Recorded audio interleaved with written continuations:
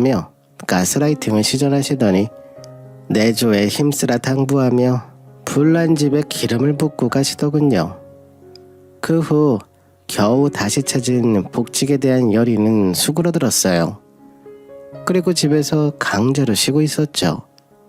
팔자 좋은 소리 한다 생각하시겠지만 쉬는 게 그냥 쉬는 거겠나요? 바늘방석이죠. 저 멀리 시댁에서 눈치 주는 소리가 귓가에 들릴 정도였으니까요. 그렇게 며칠 동안 제가 시무룩하게 지내자 남편은 또 그게 보기 힘들었는지 언제 한 번은 저에게 여행 이야기를 먼저 꺼내더라고요. 남편은 이제 와서 그런 제가 신경 쓰였는지 어버이날을 맞이해 큰 마음 먹고 양가 부모님들 한 번씩 좋은 구경 시켜드리자며 먼저 선뜻 제안을 하더군요. 시부모님을 모시고 여행을 가야 한다는 것이 썩 내키진 않았지만 친정부모님에게 이번에야말로 여행다운 여행을 시켜드릴 수 있다는 생각에 간만에 기특한 생각을 한 남편의 제안을 흔쾌히 수락했어요. 서울에 계신 시부모님은 지방인 여수로 관광지를 잡고 지방에 계신 저희 부모님은 서울 유명 명소를 관광 코스로 잡아 저는 왕년의 솜씨를 발휘해봤죠. 어쩐 일로 남편도 자신의 묵을 숙소와 식사 장소들을 미리 예약해두겠다며 의지를 보이자 저도 조금이나마 마음이 누그러졌죠. 지방에서 먼 길을 올라와야 하는 친정부모님은 어버이날이면 차가 막혀 오고 가는 게 더 일이라며 한사코 거절하셨지만 이번만큼은 꼭 제대로 된 여행을 보내게 해드리고 싶다며 읍소하는 딸에게 그럼 먼저 시부모님부터 모시고 다녀오면 그때 가겠다며 끝까지 딸이 곤란하지 않도록 배려해 주시면서 시부모님을 모시고 여수로 향하게 되었어요.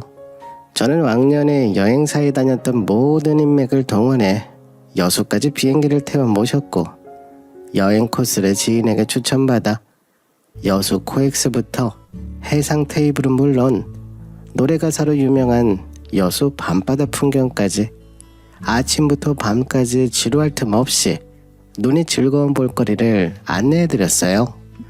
그러더니 갑자기 할 때 제대로 해야 한다며 남편은 여수에서 제일 좋은 호텔룸을 잡았다며 시부모님을 그곳으로 모시고 가더군요. 남편이 아무리 월급이 늘었다 한들 월급쟁이 지갑 사정이야 뻔한 터라 남편이 예약한 호텔은 저희에게 상당한 부담인 곳이었죠. 으리으리한 호텔 외관을 본 시부모님은 입이 귀에 걸리셨고 그 모습에 남편은 자신이 예약한 호텔룸을 갑자기 업그레이드 하더니 오늘은 여기서 오붓하게 주무시라며 안내해 주더군요. 호텔방 결제금을 가늠하고 있는데 시부모님을 방에 모셔다 드리고 온 남편이 이내 저를 이끌고 호텔을 나가더군요.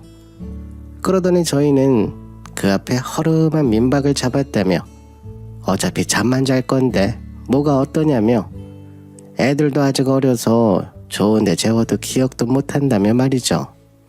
당혹스럽긴 했지만 남편 말대로 겨우 하루 잠만 자면 그만이기에 아무리 지인 찬스로 비행기표부터 관광지 물가까지 더해져 거의 한 달씩 비가 하루 만에 나갈 판이었기에 굳이 저희 집안 경제 마이너스에 저희까지 보탤 필요도 없다는 생각이 들었죠. 그리고 무엇보다 자기네 부모님을 이렇게 극진하게 모셨으면 우리 부모님도 이 정도는 하겠지 싶어 똑같이 해드리려면 이런 부분이라도 아껴야겠다 싶어 살짝 올라온 욱하는 마음을 꼭 참을 수 있었어요. 그리고 얼마 후 드디어 친정부모님과의 약속한 날짜가 다가왔고 친정부모님은 꼭두 새벽부터 준비해서 서울로 올라오셨고요. 부모님 도착하기 30분 전쯤 되자 남편이 벌떡 일어나더군요.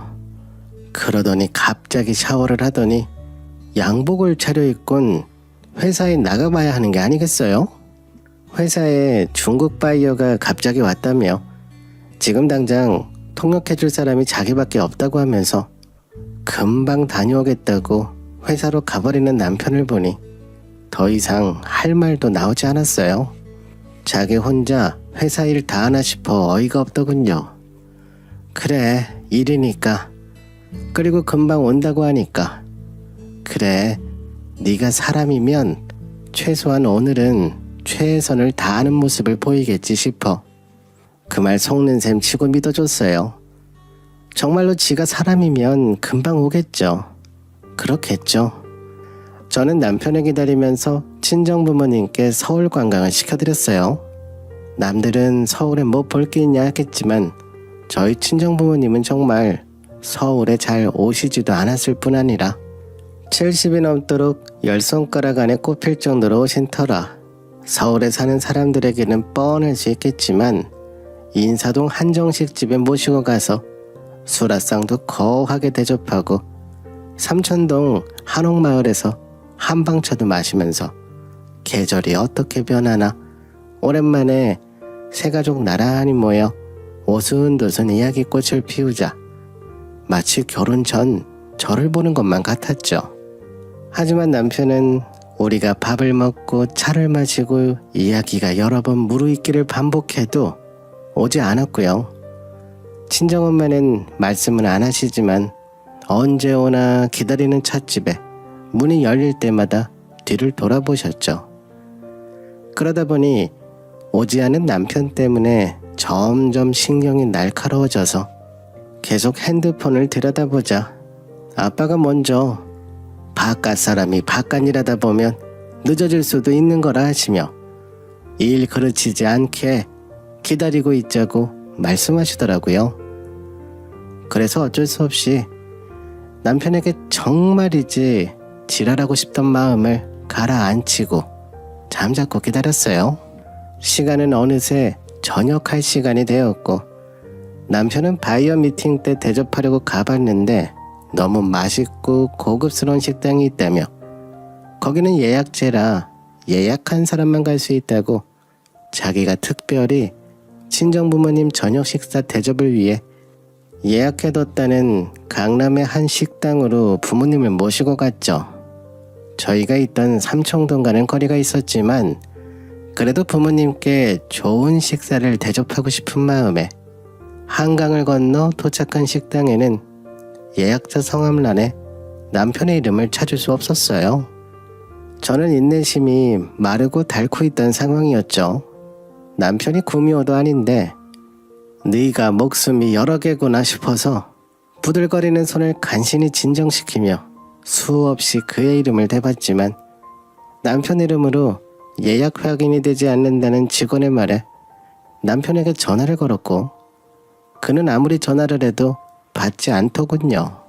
식당 카운터 앞에서 그렇게 1시간을 넘게 안절부절 못하고 있다가 결국 제 남편이 오더니 직원과 한참 동안 뭐라고 이야기를 하고 나서는 예약 실수가 있었다고 다른 곳으로 모시겠다며 그때 저희 부모님을 모시고 간 곳이 삼겹살집이었습니다.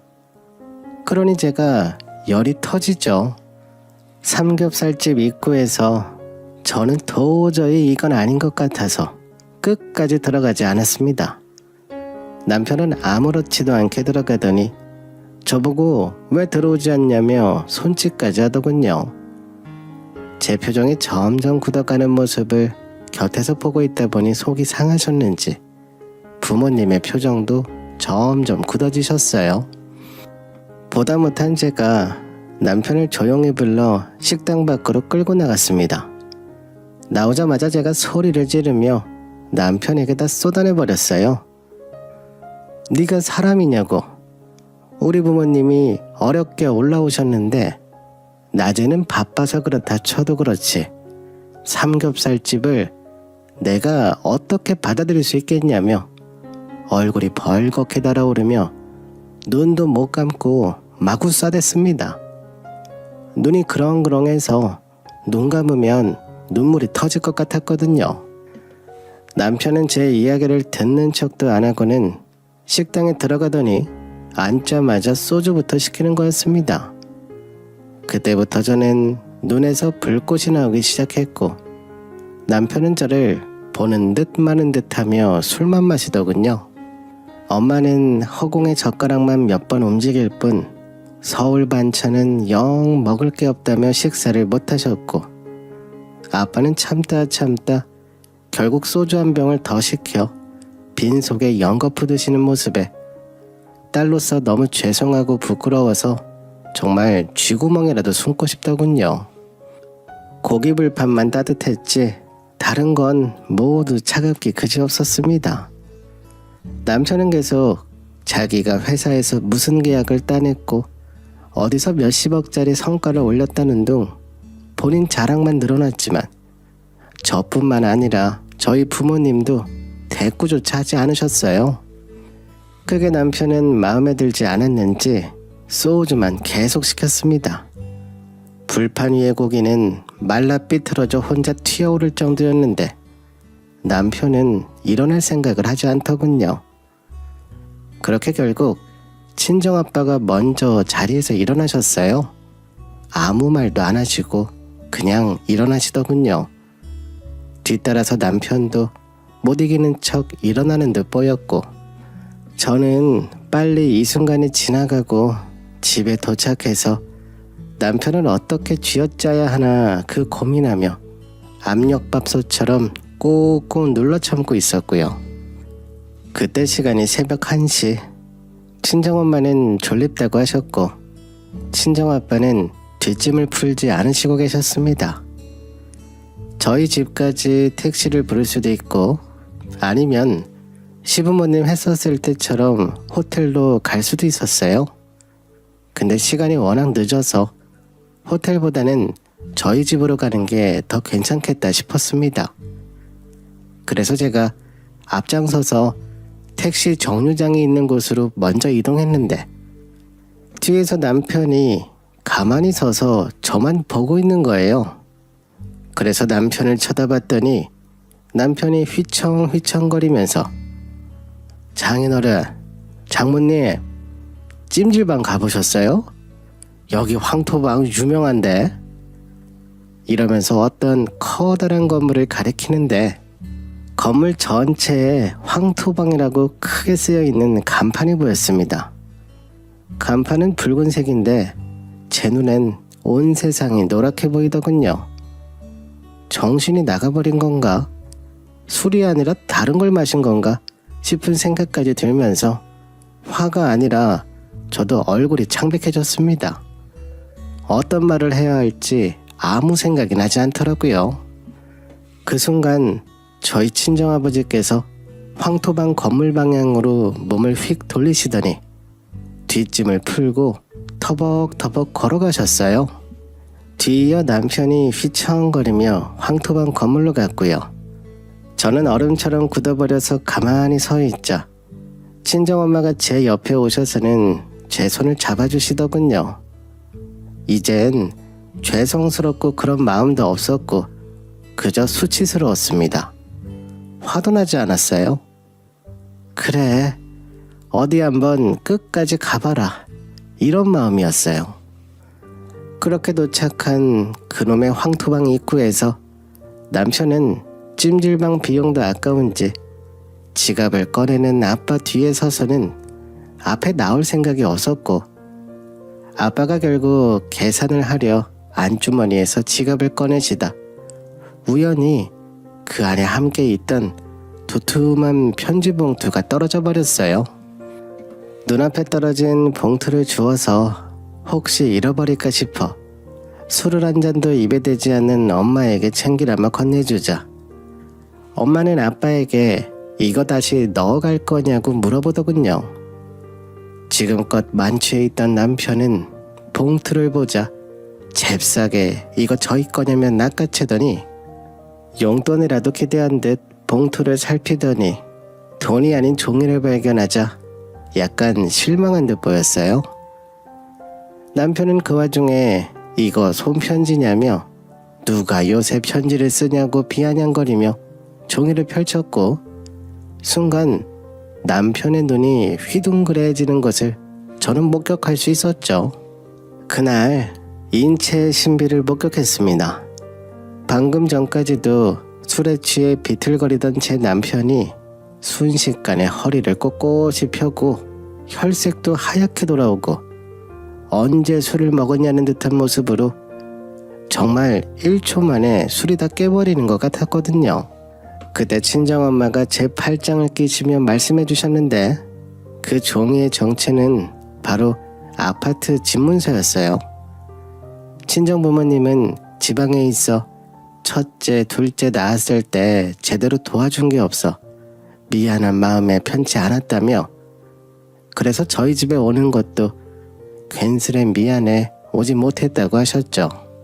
그러다 우연히 경기도 근방에 좋은 매물이 나왔다는 소식에 본인들 집을 담보대출 받아 저희에게 주려고 저희 몰래 계약해둔 집문서였고 원래는 진작에 건네주려고 하셨는데 저희가 어버이날을 맞이하여 여행 계획을 잡았다고 말씀드리자 그럼 그날의 분위기 좋을 때 주는 게 좋겠다며 이번에 들고 오셨던 거였습니다. 남편 손에 있던 종이봉투를 앞에 계시던 친정아빠가 마치 독수리처럼 확 낚아채시더니 곧바로 다시 주머니에 넣으셨고 대신 지갑을 펼치셔서 찜질방 카운터 앞에 가셔서는 여기 성인 한 명은 얼마요?